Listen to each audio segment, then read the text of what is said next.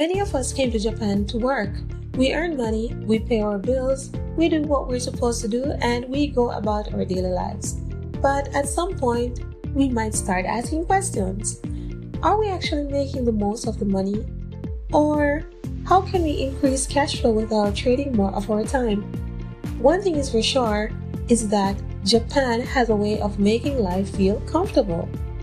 And to be fair, it is a comfortable country to live in. Things work, transportation is reliable, and daily life runs pretty smoothly. If we are not careful, our money has the possibility of becoming stagnant. Sometimes the comfort that we love so much creeps upon us in ways we don't always notice, especially if it means a little less cash staying in our pockets. The good thing is, Japan actually has a lot of systems that can help your money go further. You just have to understand how they work. If I was starting over and thinking seriously about saving more, this is exactly how I would handle my money. My approach might be a little unconventional, but stay with me for a moment. One thing I would focus on early is building liquid cash because cash gives you flexibility. Life happens, but at the same time, Japan gives us something really powerful through the NISA system, which brings me to my next point. I would start NISA and build both at the same time. A portion of my money stays liquid for stability, and another portion goes into NISA so it can start working for my future. I would search for English-friendly brokers and open an account. Some English-friendly brokers are Interactive Brokers, Rakuten Securities, and SBI Securities. If the plan is to stay even for a few years, I wouldn't worry too much about how long I would stay in Japan because money can be withdrawn at any time. From there, I would make sure that I invest no matter how small my income is, and I would let the money stay there for as long as I'm in the country. I would definitely refuse to wait for the perfect income to start building something. It sounds cliche at this point, but even if you're tired of hearing it, just give me a few minutes because it works and it's easier than ever to start these days.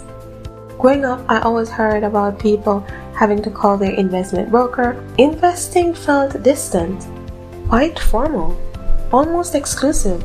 Now it's literally in our hands. The access is no longer a barrier. The opportunity we have right now, previous generations did not have it this easy. I know a lot of people in Japan start out teaching English. No, I will not bash English teaching, and no, not all English teachers in Japan get bottom of the barrel salaries or bad treatment, okay? At the same time, we have to be truthful. Most starting salaries are not amazing. After rent, insurance, pension, taxes, sometimes you're just trying to breathe. I would still invest. Even if it's 500 yen in a broad fund, definitely I would make use of Kabopita and Kabomini. Nothing fancy, nothing dramatic, just something broad, something that gives me exposure to many companies at once. Another thing I would do is learn how the financial system actually works and the different benefits that exist in the country. When you first arrive in Japan, most people are just trying to survive the paperwork. You sign things, you stamp things, you open accounts, but you don't really understand what you're signing up for. Can I talk about how my name is still incorrect on so many documents because I had no idea how to spell it in katakana when I just arrived? Well, something like that can cost you years, and it's just lack of understanding. It's not because you're doing something wrong. You might also miss opportunities that are already built in the system.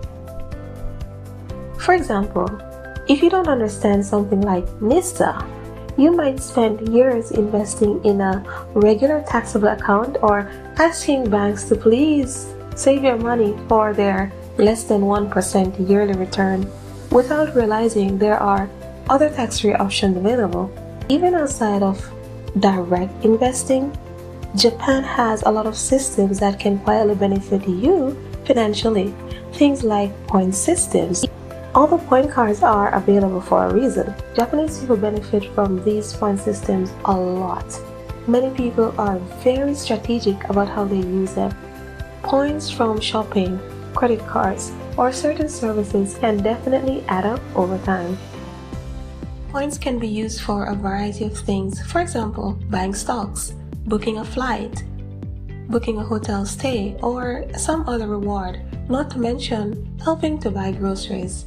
Individually, it might seem small, but when you understand how these systems work and you use them consistently, you will see the value that they have.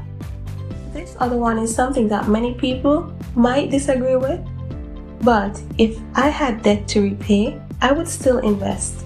I'm speaking about this from a place where I haven't really had major debt myself.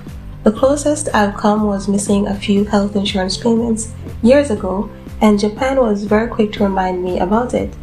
And maybe a few payday purchases from time to time, which, by the way, it is dangerously convenient. That system is addictive, I must tell you. But outside of that, I haven't had the experience of carrying long-term debt, so I'm not pretending to speak as an expert on it. What I'm sharing is more from observation and from thinking about how people build financial habits over time. So you don't have to agree with me. This is just how I personally think about it. I know the common advice is pay off all debt before investing. That line is almost everywhere, and I'm not against that. Debt should absolutely be taken seriously. But I also think about the people whose debt will take years to clear, 5 years, 7 years. Are they supposed to sit out of investing the entire time? I don't know if it has to be that extreme. I might be a bit far from reality, I don't know. However, I think both can run together carefully.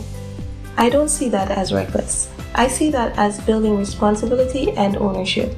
If you completely delay investing for years, you might also delay building the habit. Maybe it's just 100 yen to buy a quantity of a share. The point isn't pretending that debt doesn't exist. The point is proving to yourself that your financial life doesn't have to be on pause while you fix that debt.